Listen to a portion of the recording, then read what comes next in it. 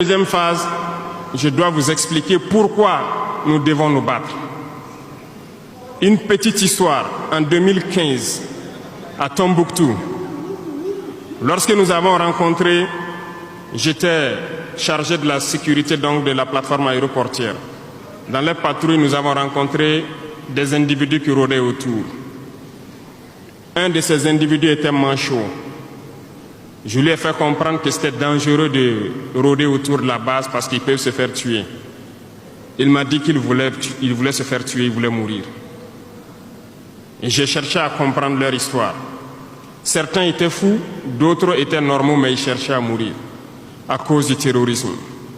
Ils nous ont expliqué que lorsque les terroristes sont rentrés à Tombouctou, le manchot qui m'expliquait ça, un soir, les terroristes se sont pointés à son domicile.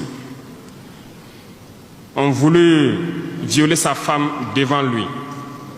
Il s'est opposé. Ils sont repartis. Le lendemain, on est venu le pêcher à la maison, l'amener à la place publique. On l'a accusé de vol. On a tranché sa main, on l'a battu. Il est reparti à la maison. Son fils, qui avait 16 ans, qui s'occupait de sa main, ils sont revenus. Ils ont violé la femme. Ils ont enlevé son fils.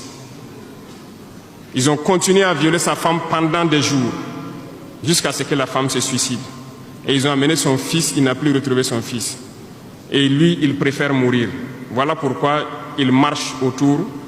Le jour qu'une sentinelle va lui tirer dessus, ça lui fera plaisir.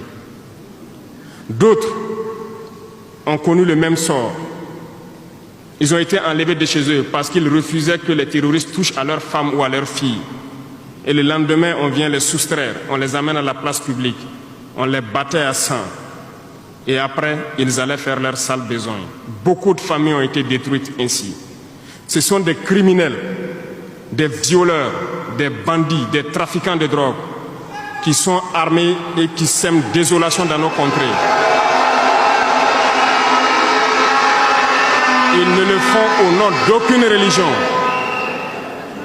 Malheureusement, ici au Burkina Faso, certains villages se sont laissés compromettre par ces individus.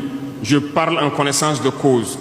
En 2022 à côté, j'ai été chercher avec mon unité dans un village parce qu'ils ne voulaient pas que nous restions là-bas parce qu'ils sont en bonne entente avec les terroristes. Ceux qui m'écoutent, ils savent de quoi nous parlons.